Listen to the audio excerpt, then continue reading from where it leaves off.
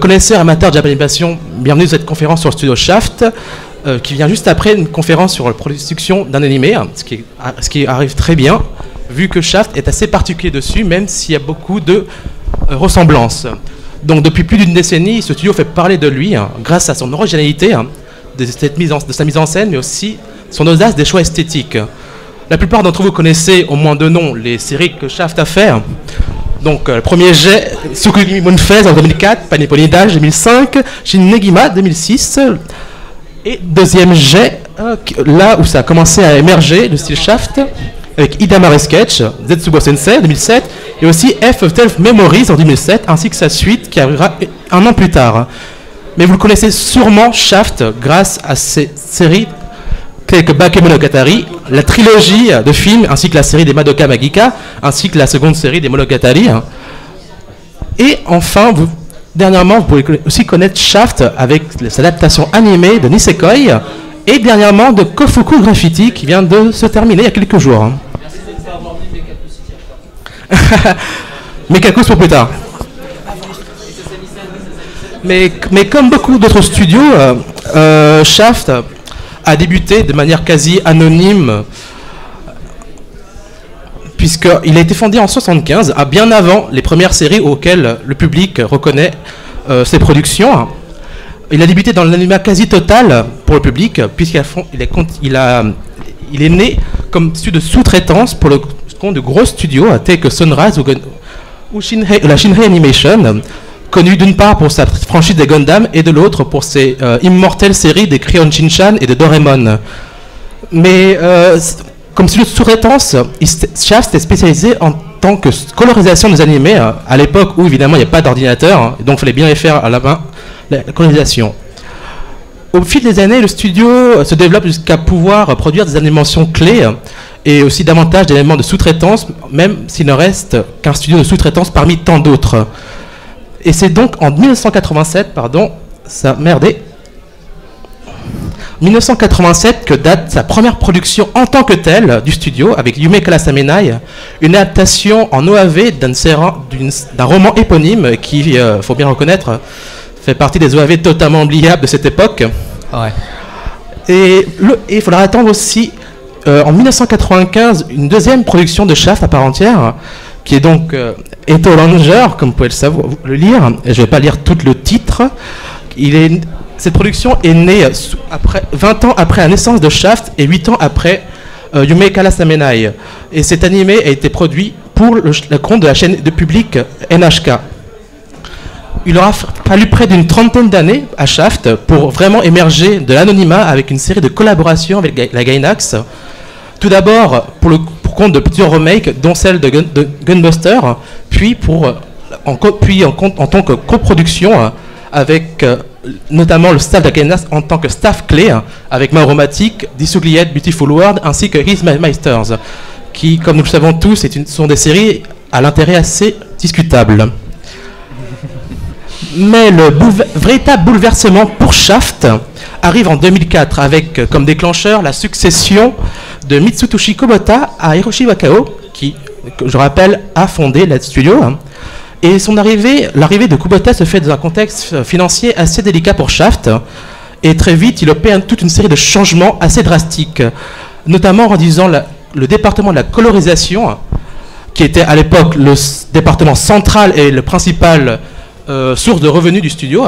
Il le fait remplacer par une toute nouvelle structure appelée Digital at Shaft, qui existe encore aujourd'hui, et qui permet de travailler de manière plus rapide et plus économique avec un outil très dans l'air du temps, 2004 finalement, puisque ce sont les ordinateurs.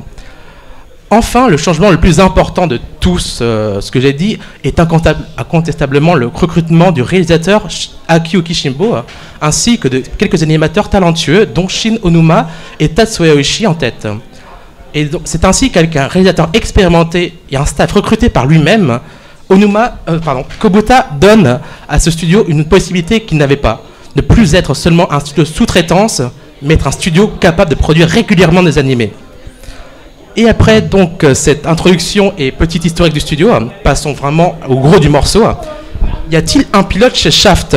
Qu'est-ce qui fait que ce studio soit devenu au cours d'une décennie un studio aussi populaire et connu qu'aujourd'hui? J'ai parlé très rapidement d'originalité, de mise en scène, d'audace, de choix esthétique. Mais qu'est-ce que ça veut dire? Concrètement, qu'est-ce que c'est?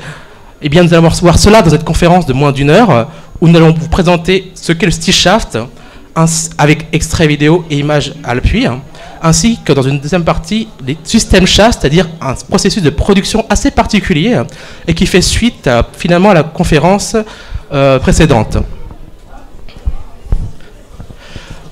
Comme vous le savez tous, l'animation est un procédé qui consiste à créer l'illusion du mouvement, une forme d'action à l'aide de succession d'images. C'est une technique généralement coûteuse en temps et en matériel, ce qui en fait sa faiblesse, mais également sa force, puisqu'il n'est pas soumis aux mêmes réalités techniques. Quelle que soit l'œuvre, donc, l'animation est une tricherie visuelle.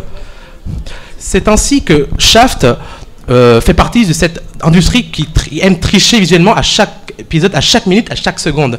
Sauf que Shaft a une particularité très spéciale, c'est qu'elle en fait son fer de lance, qu'elle le montre ostensiblement dans toutes ses productions. Shaft est donc un studio qui s'est fait connaître grâce à cette mise en scène audacieuse et ses choix esthétiques non conventionnels. On appelle cela communément le style Shaft. D'accord. On appelle donc cela le style Shaft. Pour résumer, le style Shaft, c'est un regroupement d'éléments visuels singuliers, voire quasiment impossible à réaliser dans la réalité. Et ce style visuel sert une mise en scène atypique et reconnaissable. Ces petites astuces et techniques sont caractéristiques du style Shaft. Et pour des raisons de présentation, on va différencier cela par des plans rapprochés et des plans d'ensemble. Le plan d'ensemble au cinéma est un plan montrant le décor, qui pose le paysage pour les personnages, tandis qu'ils ne sont pas dans l'action. Pour Shaft, c'est un petit peu différent, puisque le plan d'ensemble est l'action du personnage. Chez Shaft, ce plan d'ensemble permet d'apprécier une certaine profondeur, réaliste ou non, d'un décor ou la relative importance d'une scène. On va vous montrer cela avec une vidéo.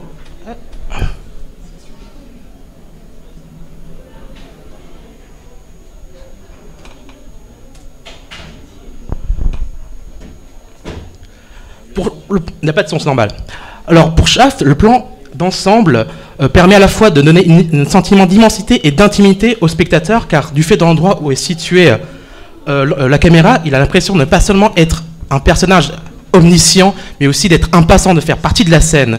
Ça se voit visuellement par des éléments de décor en premier plan, cachant plus ou moins une partie de la scène, avec l'action des personnages au second plan. Ainsi,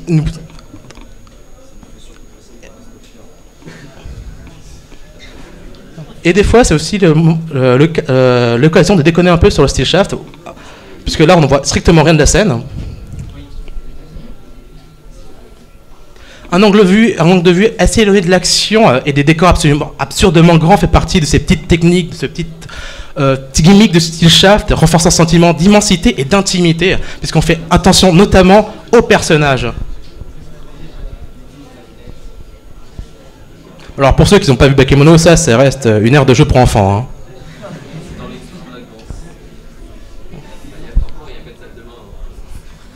Alors on va essayer d'être le plus public possible, hein, bonhomme. Et encore là, la salle de bain, 53 mètres carrés, 53 miroirs, 2 lavabos, je suis désolé, c'est très extravagant, oui.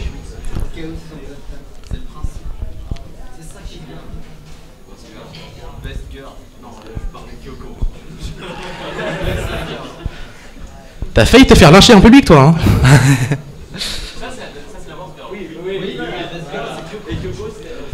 Ces éléments visuels du plan d'ensemble peuvent également être remplacés par des passants et des personnages tertiaires devenus inexistants ou remplacés par des symboles. Pour le coup, là, vous voyez que théoriquement, ils sont dans un lieu avec beaucoup de personnes dans une foule, mais on ne fait attention qu'aux personnages clés, aux principaux, ce qui renforce une nouvelle fois le sentiment d'immensité, vu la foule et le lieu, mais aussi d'intimité, vu qu'on ne fait attention qu'aux deux personnages.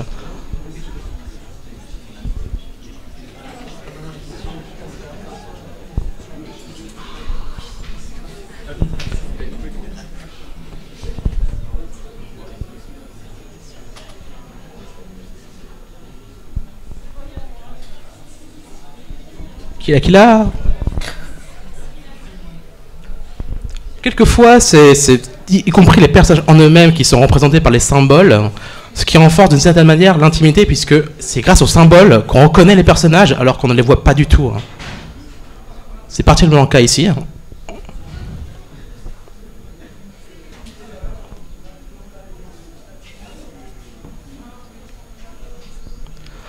D'une autre manière, le plan rapproché chez Shaft se distingue d'une part par une immobilité de la caméra et des personnages, laissant la place à diverses caractéristiques visuelles, souvent impossibles dans la réalité, comme vous pouvez le voir ici.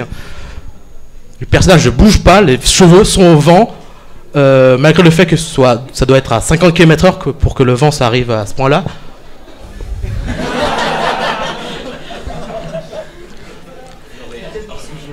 Alors, la scène dure pratiquement entre 30 et 1 minute, donc on l'a bien coupé évidemment. Là vous pouvez voir Chitoge avec le cheveu au vent, côté droit, et puis juste après, côté gauche, et toujours dans une salle de classe.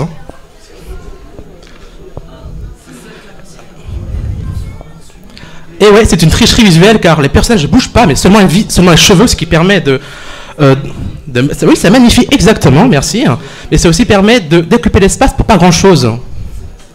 Et quand on n'a pas beaucoup de cheveux, on fait ça. On fait un petit PowerPoint.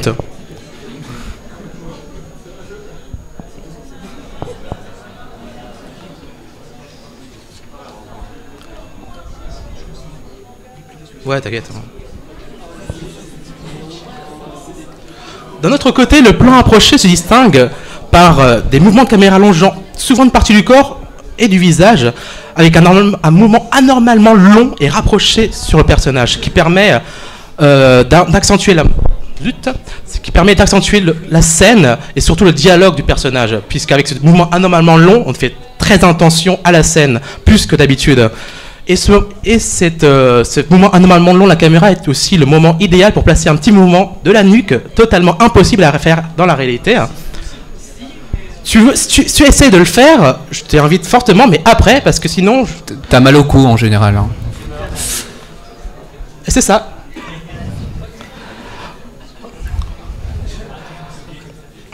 On appelle ça le head tilts, et c'est devenu même une signature du style Shaft, avec un mouvement donc de la nuque, où à moins que tu n'aies pas 2 ou 3 vertèbres dans la nuque, tu pourrais impossible de le faire. Ce type de signature, vous le trouverez toujours dans n'importe quelle production de Shaft depuis une dizaine d'années. C'est même comme ça que vous arrivez à savoir si c'est vraiment du Shaft ou pas. Le style Shaft, c'est aussi une volonté de marquer le spectateur, donc que ce soit durant une scène banale, dès le début d'une série, d'un épisode, par l'introduction donc, ou par un générique. L'incrustation telle quelle de photos est une technique assez régulière de ce style.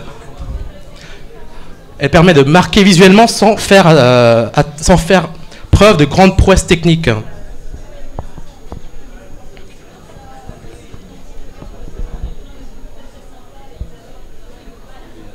Explication de la scène, à chaque nouveau personnage, un gâteau doit être coupé en différentes parts jusqu'à ce qu'il y ait beaucoup d'autres personnages.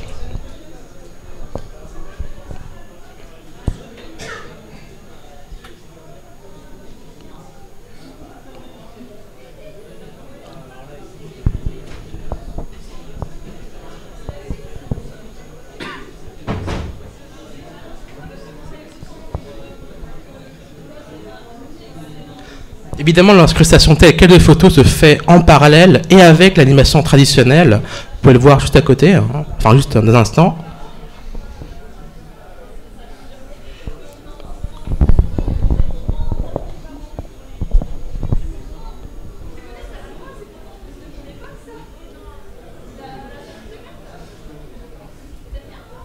Là, c'est la télé HNIFI qui est en photo. Hein. Et aussi le pot derrière.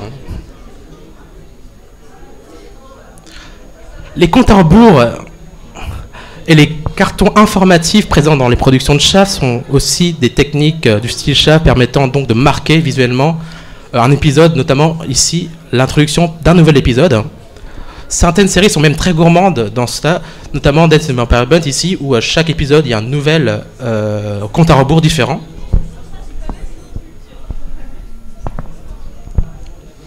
Et dans le cas d'Emerald Sketch, c'est à chaque saison. Clairement, donc il y a à peu près 5-6 saisons au moins, et c'est toujours différent. Oui, ça c'est un compte à rebours.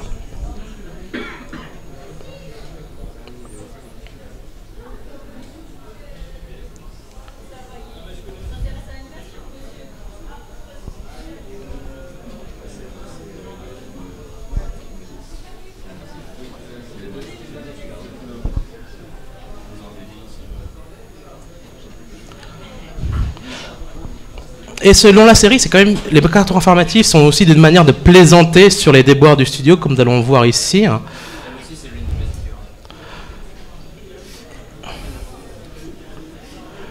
Donc, comme vous pouvez le voir, c'est un carton informatique de Zansei Sensei, saison 3. Donc, la première carton informatique qui apparaît pendant une demi-seconde sur le compte à rebours explique que le directeur d'animation n'est pas là.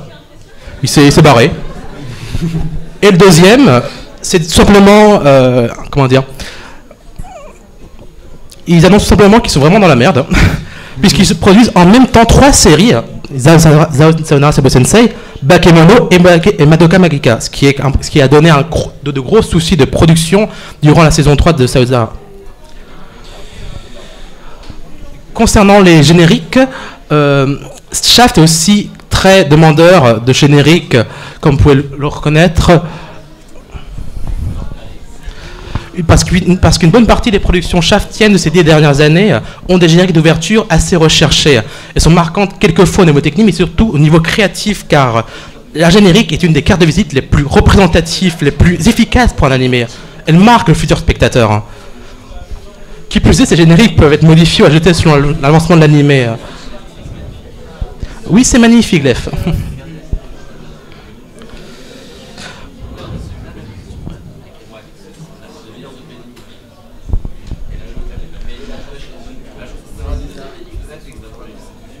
Dans le cas d'F of the Melodies, il y a autant de versions différentes que d'épisodes dans la série.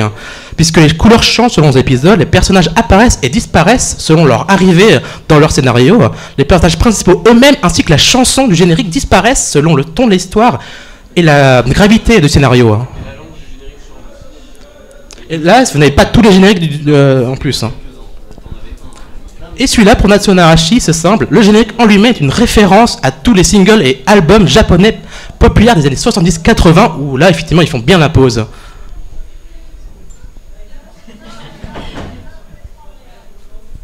Vous ne pouvez pas l'entendre, évidemment, parce qu'il n'y a pas le son, mais la chanson en elle-même change à chaque épisode. Le premier épisode commence par « Ceci est mon premier été ».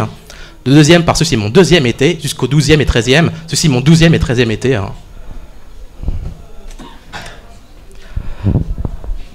Outre les génériques, Shaft est connu pour ses illustrations de fin d'épisode. C'est normal, c'est pas le son.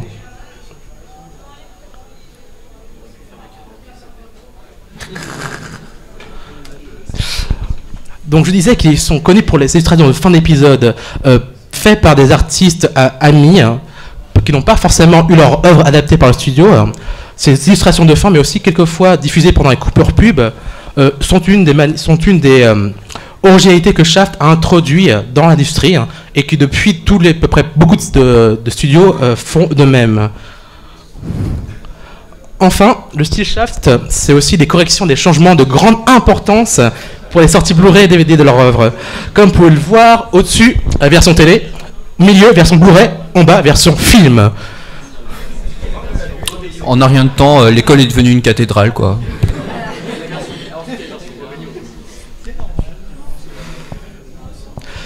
Que les changements soient plus ou moins pertinents ou qu'il n'y ait pas de changement alors qu'il devrait bien en avoir.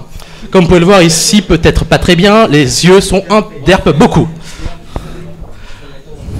Ce studio est tout de même réputé pour ses retouches beaucoup plus importantes que les autres studios.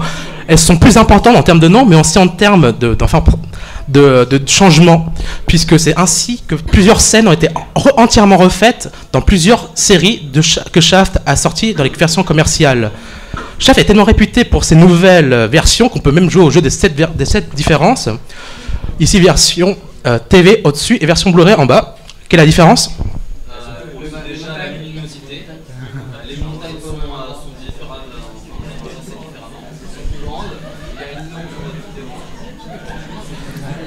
Donc je vous explique, oui, c'est bien les montagnes qui changent, la chaîne de montagnes change. Est-ce que le changement est important? Oui, mais ce qui sert à la série, absolument pas. Parce que ces changements-là, vous pourrez le voir seulement une seule et unique fois dans toute la série. Épisode 1, 2 secondes, et c'est tout. Ces changements ne servent strictement à rien, mais ils l'ont fait quand même. La classe, mais je sais pas si on peut dire que c'est la classe, franchement.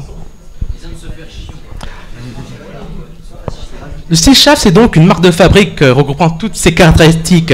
Ceci n'est qu'une liste non exhaustive, évidemment, puisqu'il y a tant de choses à dire, et encore, je les présente assez rapidement. La présence et la maîtrise de ces composants induisent une ambiance assez particulière à chaque série de Shaft, y compris entre une même série avec les plusieurs saisons qui suivent. Et si ces composants sont aujourd'hui présents dans toute leur production, c'est pas le cas dès la création. Des bases ont été posées auparavant, évidemment, mais il a fallu attendre l'arrivée de quelques figures emblématiques du studio pour qu'elles prennent réellement forme. Et entre autres, oui. Lors de son arrivée à la tête du studio en 2004, Mitsutoshi Kubota bouleverse l'organisation du studio en le remplaçant par une structure plus moderne, Digital at Shaft. Alors pour ceux qui sont derrière, tout en bas c'est écrit titre non retenu, Shaft Doujin Work, Shaft 24 heures chrono et Shaft PowerPoint Slide The Animation. Et donc en remplaçant le studio tel qu'il était par une structure plus moderne, Digital at Shaft, il va réduire la section de colorisation au profit des autres. Ça va lui permettre d'engager de nouveaux animateurs avec entre autres Akiyuki Shinbo, Shin Onuma et Tatsuya Oishi. Ces trois-là, on va les nommer Team Shinbo plus tard, suite à l'influence qu'ils auront sur le style du studio. Akiyuki Shinbo, c'est peut-être le nom le plus associé à Shaft. En effet, il est crédité comme réalisateur sur toutes les séries et tous les films du studio, à l'exception de 4, Le Voyage de Kino et Rek, réalisé par Ryutaro Nakamura, et les 2 saisons de F, réalisées par Shinjo Onuma. De nombreux éléments que nous associons au style Shaft viennent de lui, tels que le fameux Head Tilt, qui est une référence à l'île au trésor d'Osamu Dezaki, les brusques variations de la distance de la caméra, ou encore la métonymie, du genre remplacer un personnage par un objet qui le représente. Quand bien même son intervention sur les animés du studio est souvent faible. Ces tics, ils étaient déjà visibles dans ses premiers travaux, alors qu'il est réalisateur d'épisodes pour le studio Pierrot, dans lequel il est rentré au début des années 80 en tant qu'animateur clé sur la série Yu Yu Hakusho, diffusée de 1992 à 1995. Il adore utiliser une seule et même couleur pour mettre en scène et ne différencier que les personnages et le décor par des nuances de cette même couleur. Il travaille ensuite sur différentes séries et dirige la production d'un certain nombre d'OAV restés assez confidentiels, comme Tenarmonia Voyagers, Twilight of the Dark Master, pour finalement réaliser sa première série, Metal Fighter Miku, en 1999. Déjà ici, sa propension à n'être réalisateur que de nom se fait sentir. Il ne s'impliquera en réalité que sur un seul des épisodes de la série. Il obtient sa première série originale en 2001, c'est The Soul Taker, avec le studio Tatsunoko, pour lequel il a déjà travaillé sur des OAV. Il s'impliquera pour le coup réellement sur cette série, bien qu'elle n'obtiendra qu'un succès d'estime qui influencera les autres réalisateurs. Il réalise par la suite des OAV hentai, sous pseudonyme, évidemment. Et il rentrera en contact avec le studio Seven Arcs, pour lequel il réalisera une OAV adaptant le visual novel Triangle Hearts. Ça se prolongera sur la réalisation d'un animé spin-off à ce visual novel, qui est la série Magical Girl Lyrical Nanoha, qu'il dirigera encore une fois que nominalement.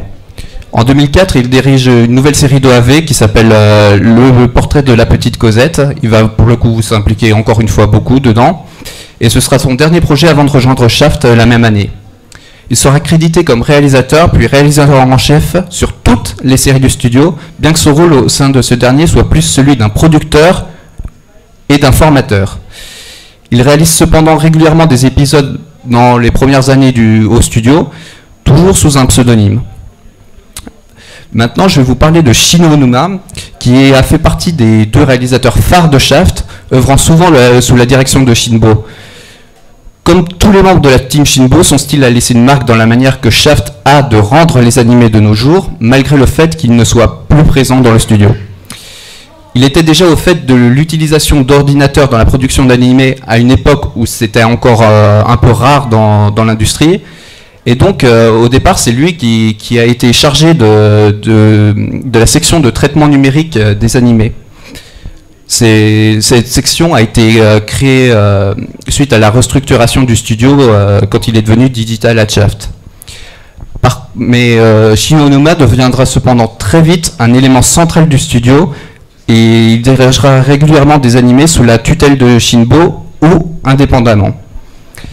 Il commence sa carrière chez Office AO et il rencontre Akiyuki Shinbo lors de la réalisation de l'OAV Hentai dont j'ai parlé tout à l'heure. C'est grâce à ça qu'il sera par la suite recruté pour travailler chez Shaft, d'abord afin d'effectuer le traitement digital des animés, puis en tant que réalisateur à part entière. Il dirigera ainsi la production de Panipony Dash, Shin Negima ou Natsuno Arashi. Il sera également une des 2 seules personnes, après la restructuration de 2004, à réaliser un animé sans la présence de Shinbo. C'est donc en tant que seul maître à bord qu'il réalisera les 2 saisons d'F. Il réalisera également de nombreux openings dans le studio, tels que ceux des 2 premières saisons de Hidamari Sketch, le second de Sayonara Zetsubo Sensei, ou encore ceux des F. Openings dans lesquels sa patte graphique est très visible. Cependant, en 2009, alors que la seconde saison de Natsuno Arashi est encore en cours de production, il quitte le studio pour rejoindre Silverlink. Et il réalisera quasiment tous les nouveaux animés de ce studio, mais son rôle sera en vérité assez semblable à celui que tient Shinbo chez Shaft, guidant plus que réalisant réellement. Pour finir ces quelques longues biographies, je vais vous parler de Tatsuya Oshii. Il est entré en tant que réalisateur d'épisodes et d'openings, mais il va rapidement gravir les échelons pour finir réalisateur de séries, influençant grandement les animateurs de Shaft, et lui-même a été influencé par un vétéran du studio, Nobuyuki Takeuchi. Il commence sa carrière en tant qu'animateur clé au studio Junio et part cependant rapidement du studio pour devenir freelancer. C'est donc comme ça qu'il rencontre Akiyuki Shinbo en travaillant sur les séries Yu Yu Hakusho et Tenamonia Voyagers. Il a aussi eu une première expérience de réalisation avant de rejoindre Shaft en faisant le storyboard de Cyborg 009 de Cyborg Soldier. Une fois recruté chez Shaft, son rôle se cantonne d'abord à la réalisation d'épisodes et au storyboard. Il sera cependant très vite repéré et sera par la suite chargé de réaliser de nombreux openings, tels que ceux de Panipony Dash, Sayonara Zetsubo Sensei, Shin Negima ou encore Maria Holic. Ces storyboards étant généralement de très bonne qualité, que ce soit dans l'art ou dans la direction, il fut choisi pour diriger la réalisation de la 2e saison de Hidamari Sketch, qui porte ses marques de manière très visible. Sa première et dernière, à l'heure actuelle, série où il sera crédité en tant que réalisateur, ou plutôt assistant réalisateur, Shinbo occupant cette place comme à son habitude, c'est Bakemonogatari. Cet animé, il est extrêmement marqué de son style, avec très peu d'influence extérieure, ce qui fait de cette série un des travaux les plus radicaux que Shaft ait fait. Les nouvelles sont rares à son sujet, mais il travaille encore chez Shaft. Il n'a réalisé aucune autre série pour le moment et il est même crédité assez rarement chez Shaft. On suppose très fortement qu'il est responsable du film Kizumonogatari, dont nous sommes sans nouvelles depuis maintenant plusieurs années. Voilà. Et ce fut donc en 2004 que ces 3 personnes, plus connues par les fans d'animation sous le nom de Team Shinbo, arrivent chez Shaft. Comme Shinbo envisage plus son rôle de réalisateur comme un rôle d'enseignant, son style ressort bien entendu dans les animés de Shaft. Cependant, les 2 autres ont également laissé de très fortes traces dans le style du studio, comme ils ont dirigé quelques-unes de leurs séries les plus remarquables et ont en plus été très remarqués eux-mêmes. Les différentes personnes travaillant alors chez Shaft se sont fortement inspirées de leur manière de faire en apprenant les manières de faire du studio. Et donc il est courant de retrouver des particularités d'Oishi dans de très nombreuses scènes des animés produits par Shaft, sans pour autant qu'ils soient crédités à la réalisation. C'est aussi vrai dans une moindre mesure des habitudes d'animation d'Onuma. Par contre, il est réducteur de dire que le style Shaft n'est qu'un mélange des styles de ces 3 personnes. Ils ont certes apporté des éléments des plus visibles de ce style, mais d'autres choses ont également influencé ce qu'il allait devenir la marque particulière du studio. Tout d'abord, les circonstances dans lesquelles ce cœur d'équipe a été engagé a forcément énormément joué dans la manière dont ils allaient collaborer. En effet, ils sont arrivés suite à un recrutement massif par Mitsutoshi Kubota quand il a décidé de la restructuration du studio. Shaft passe donc d'un organisme spécialisé dans la colorisation et la sous-traitance à un gros studio à part entière. Ça passe bien entendu par la réorganisation des équipes et donc l'emploi de nombreux animateurs. Donc, moins d'argent pour tout le monde. Ça entraîne un coût supplémentaire et le studio en ressort avec un budget très serré. Ce manque de moyens oblige les nouveaux arrivants à ruser afin de produire leurs animés à moindre coût. Ces ruses influencent la manière dont ces personnes ont pu mettre en place leur propre style d'animation et se retrouvent donc dans la marque qu'ils ont laissée dans le style du studio. Pour finir, si on prend le mot style au sens large, il y a encore deux choses qui sont propres au studio Shaft. Les fortes retouches entre les versions télé et Blu-ray, comme on a vu. Ça, c'est issu d'un accident sur la série Hidamari Sketch. En gros, il y a une scène dans un onsen où le mont Fuji devait être peint sur le mur. À la place, ils n'ont pas eu le temps de le faire, et donc ils ont écrit Mont Fuji en kanji. Normal. Shaft. Et ce genre de choses arrive de plus en plus fréquemment dans le studio et c'est devenu une sorte de marque de fabrique de leur production d'animés. De même, Shaft, c'est un des premiers studios à avoir fait les illustrations de fin par des artistes invités, comme on a vu tout à l'heure.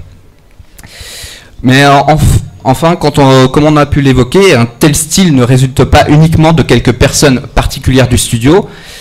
Ces dernières ont pu influencer toutes les personnes qui travaillaient là-bas, leur apportant de nouvelles manières d'animer et de mettre en scène.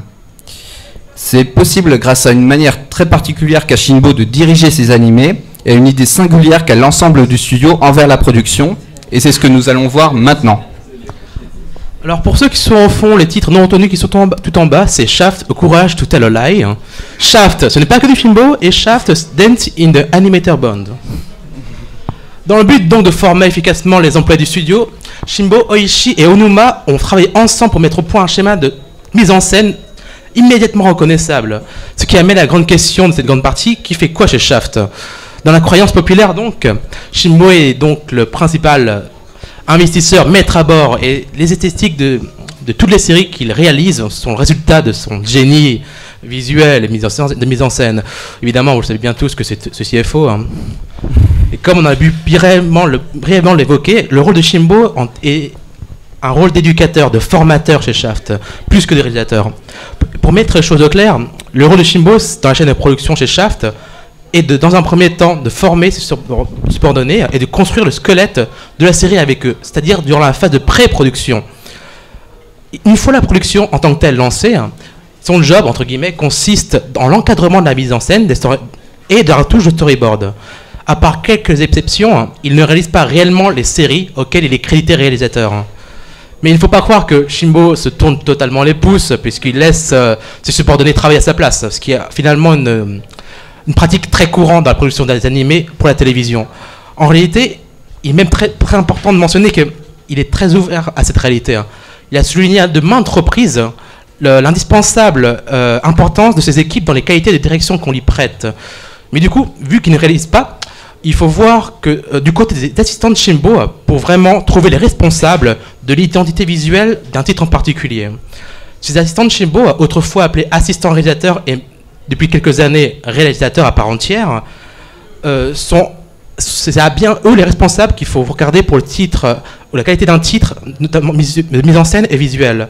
C'est ainsi que le résultat final est surtout le fruit d'une collaboration de diverses influences. Le cas les plus évidents sont ceux appliquant deux personnes qu'on a déjà évoquées aujourd'hui, Shin Onuma et Tatsuya Oishi. Donc les deux autres personnes ont construit les bases du style Shaft. Ainsi, la patte visuelle et de mise en scène d'Onuma est assez militante à la vision de Paniponi Dash et de Natsuno Arashi. On y retrouve ces traits assez particuliers tels que la forte présence de couleurs pastel, la caméra située au-dessus de la tête et les sources de lumière polygonale, ainsi que l'utilisation de décors amovibles. Comme vous pouvez le voir sur ces screens, source de lumière polygonale, tout a été coupé au cutter, tout au fond. Et pour le vue de dessus, c'est un truc qu'il fait très souvent, même pour rien du tout. Et pour Oishi, qui, rappelons-le, a réalisé Bakemonogatari et Hidamari Sketch saison 2, son style va de l'utilisation de prises de vue réelles, donc utilisation de photos, voire carrément d'extraits vidéo, à une direction artistique privilégiant les couleurs plus ternes et des répétitions d'éléments visuels. Des exemples de choses que se fait Oishi très souvent, on ne peut pas trop le voir avec l'éclairage, mais les points de Bender, ce sont les points de couleur que vous pouvez voir juste à côté, et qui donnent une impression de répétition. Et c'est quelque chose qui fait très souvent Oishi, c'est donner une impression d'infinité et la répétition d'éléments pour son style.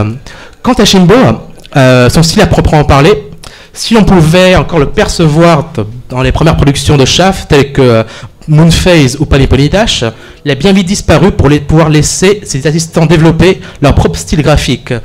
Comme vous ne pouvez pas très bien le voir, son style se caractérise par une utilisation très poussée du clair-obscur, des plans à une composition très recherchée, même à l'extrême, que l'on trouvera d'ailleurs chez Shaft, mais dans une version plus édulcorée.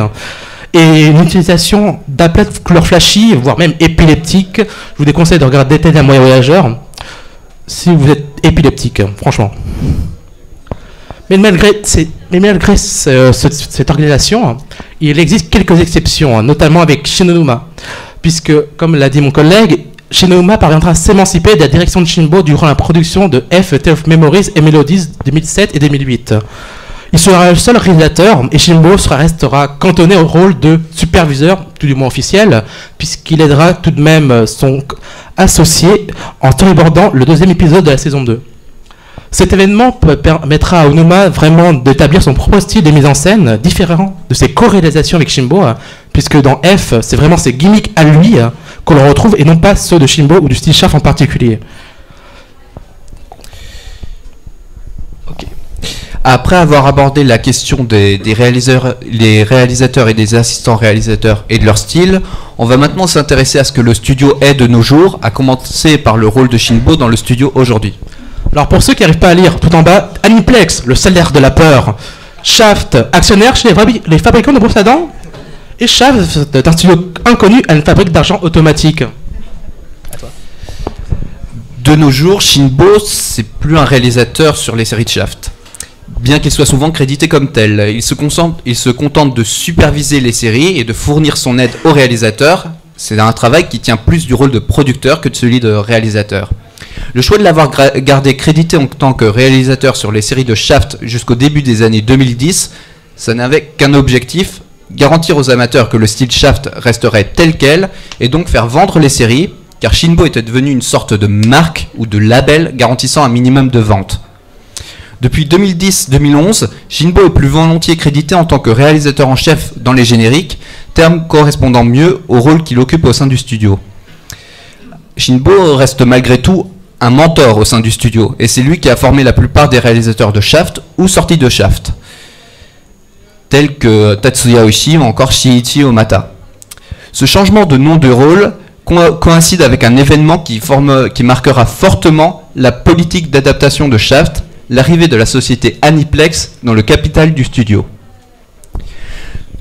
Forte de deux précédentes et très réussies coopérations avec Shaft sur la production des animés Hidamari Sketch depuis 2007 et Bakemonogatari depuis 2009, ayant rencontré un certain succès, la société Aniplex, filiale dédiée à la Japanimation de Sony Pictures Entertainment, décide de se mettre en avant en produisant la quasi-totalité des séries de Shaft de 2011 à 2015, à commencer par Madoka Magica. Projet que Shinbo et Atsuhiro Iwakami formeront lors de la production de l'anime Hidamari Sketch, Madoka Magica est une série diffusée en janvier 2011 qui connaîtra un succès tel que 3 longs métrages verront le jour pour être diffusés au cinéma à travers le monde entier, apportant une reconnaissance aussi bien publique que critique, au Japon comme à l'étranger, à Shinbo et au studio.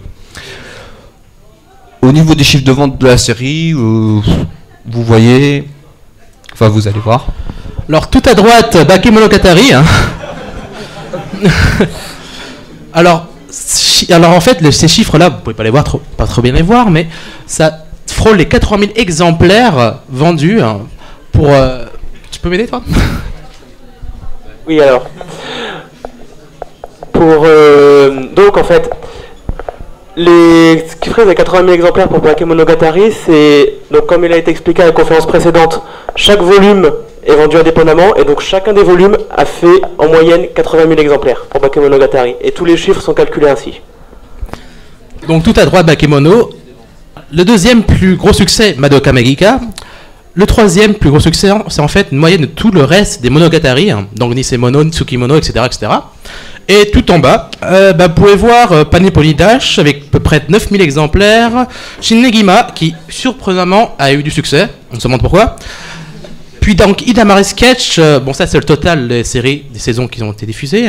Puis Mekaku Theater qui mine de rien Mekaku a bien réussi, on ne sait pas pourquoi. Bon en fait on sait pourquoi mais on vous l'expliquera. Ouais. Et donc ce succès ne fera que renforcer la volonté d'Aniplex de produire des séries avec ce studio et la société entre alors dans son capital. Ça provoque des restructurations suscitant le départ de certains membres du staff. Parmi ces membres se trouvent des réalisateurs formés par Shinbo, tels que Shinichi Omata, qui avait réalisé des storyboards pour des séries comme Arakawa Under the Bridge, la saison 3 de Hidamari Sketch, ou encore Madoka Magica, et qui travaille désormais chez Studio Dean, sur des projets tels que Sankarea et Rosen Maiden 2013. Toutes nos condoléances. Le studio adapte ensuite, fin 2013, Nisekoi, manga à succès publié dans le célèbre magazine Shonen Jump, ayant une fanbase très solide. L'identité visuelle de cette série sera forte, mais dans un but autoparodique.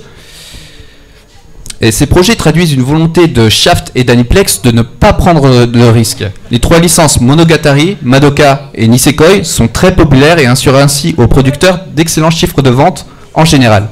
Il existe cependant une petite exception à la règle, Sasami-san Ganbaranai, qui ne jouit pas d'une aussi grande popularité, et c'est même l'inverse. En avril 2014, le studio produit Mekaku City Actors, que je suis sûr vous appréciez tous. Série adaptée d'un projet musical vocaloïde populaire, le Kagero Project. Suite à une rencontre avec Shinbo, Jin, l'auteur du projet, se voit attribuer un poste de scénariste sur la série.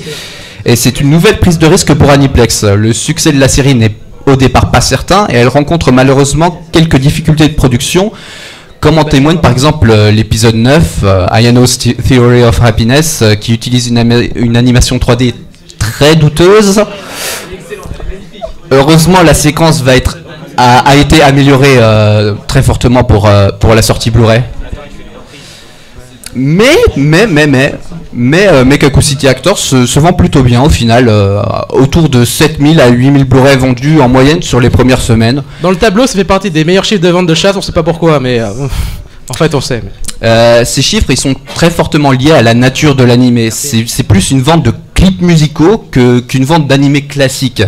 La grosse fanbase du Kagero Project va donc acheter les Blu-ray en masse.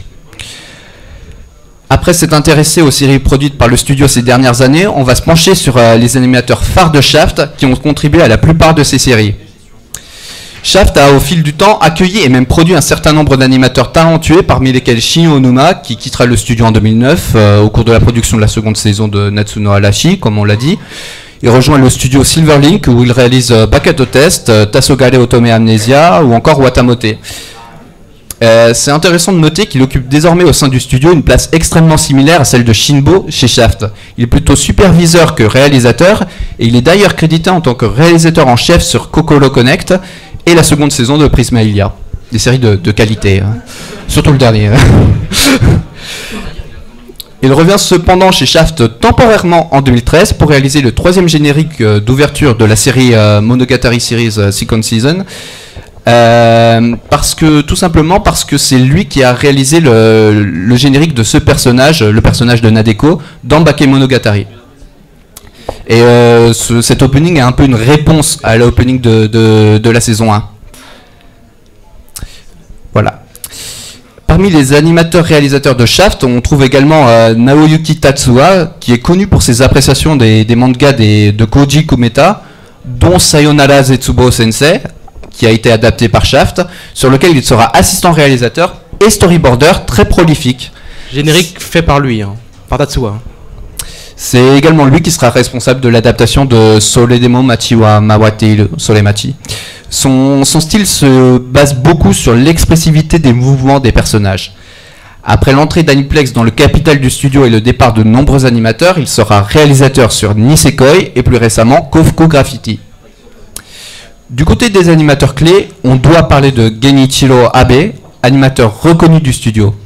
Ce dernier travaille chez Shaft depuis sa restructuration en 2004 Et s'étant fait remarquer par son travail impressionnant sur les scènes de chute dans le ciel de Shin Negima, il a eu l'occasion de travailler sur beaucoup d'œuvres emblématiques du studio, comme Hidamari Sketch, la série des Monogatari, ou encore Madoka Magica. Et donc là, une série d'animations qu'il a pu faire pour le studio qui est en train de passer.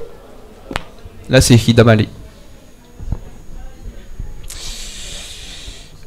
Il réalise dans ses œuvres des sakuga d'une qualité impressionnante, dont la principale caractéristique est le détail des mouvements particuliers du corps, des cheveux et des vêtements. Il a également occupé en de rares occasions la position de réalisateur de l'animation sur des séries telles que Bakemonogatari et Kateni Kaizo. Et il a bossé aussi sur quelques séries en dehors du studio, comme l'épisode 15 de Gurren Lagann chez le studio Gainax. C'est pas n'importe quoi. Non, l'épisode 15, c'est pas l'épisode récapitulatif. Hein. Non, c'est l'épisode, c'est la fin de l'arc. Oui, c'est la fin de l'arc, le gros baston. Et un autre animateur clé réalise des sakuga très détaillés chez Shaft, c'est Ryo Imamura. Il se fait remarquer par son admirable travail d'animation sur le début du premier épisode de la deuxième saison de Hidamari Sketch. Il réalise par la suite bon nombre des scènes d'action de Bakemonogatari, comme le combat entre Suluga et Aradagi, ou entre Shinobu et Black Hanekawa. Bon. Par ailleurs, un duo d'animateurs indépendants vient régulièrement dans les séries de Shaft.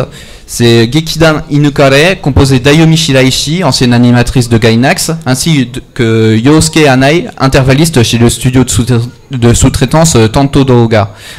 Leur style très particulier est constitué de collages papier sur fond aux couleurs grotesques. Ils seront introduits au studio Shaft par Yukihiro Miyamoto, un des assistants de Shinbo, afin de travailler sur les génériques des OAV de Goku Sayonara Zetsubo Sensei. Shinbo apprécie en particulier leur travail et fait souvent appel à eux par la suite. Ainsi, au cours des années suivantes, ils travailleront successivement sur Maria Ulik, Bakemonogatari, Zan Sayonara Zetsubo Sensei ou encore Hidamari Sketch SP. Mais c'est en 2011 qu'ils signent leur collaboration la plus importante en participant activement à la direction artistique et à l'animation d'une grande partie de Madoka Magica, en associant alors définitivement leur style graphique à celui de Shaft. Enfin, Shaft accueillera Ura, animateur et réalisateur de génériques de visual novels, qui entrera dans le monde de la production d'animés en réalisant l'opening de Neko Monogatari Black en 2012. Il réapparaît à plusieurs reprises sur certaines productions du studio, telles que Monogatari Series Second Season, dont il réalise le premier opening ainsi que la scène de la lettre d'Anekawa en 2013, qu'on va bientôt voir d'ailleurs, je suppose. Qu'on voit. Et Nisekoi, dont il réalise le second opening en 2014. Parmi ses précédents travaux, on peut notamment citer les openings de la série de visual novels Grisaya chez le studio de développement Frontwing. Après avoir parlé des animateurs travaillant chez Shaft, il est nécessaire de revenir sur la domination d'Aniplex et d'effectuer un constat. Elle est sans doute remise en question désormais. En effet, début 2015, Shaft adapte sa première série non produite par Aniplex depuis 2011, Kofuku Graffiti, qui est produit par Kadokawa. Ce projet est moins ambitieux car il n'est pas garanti que le succès soit au rendez-vous. En cela, la production de cette série entre en opposition avec la politique d'adaptation sans risque que menait Shaft sous le règne d'Aniplex. Ça traduit peut-être une volonté d'indépendance dans le studio. Malgré des prédictions de vente Blu-ray DVD peu engageantes, il semblerait que Kofuku Graffiti soit un relatif succès pour Kadokawa, l'éditeur du manga et principal investisseur de l'anime. En effet, il y a un véritable mouvement de fond depuis la diffusion de l'anime, avec la sortie de nombreux artbooks et collaborations avec les différents artistes du magazine de prépublication de la série sur le thème de la nourriture. Malgré tout cela, Aniplex continuera certainement de collaborer avec Shaft pour plusieurs années, ne serait-ce que pour terminer les adaptations des romans Monogatari. Après avoir vu et présenté près d'une décennie de production shaftienne assez rapidement, je vous entends, à cause des retards de la précédente conférence, je suis désolé, et de quelques faits techniques, bon en même temps c'est du Shaft. Hein.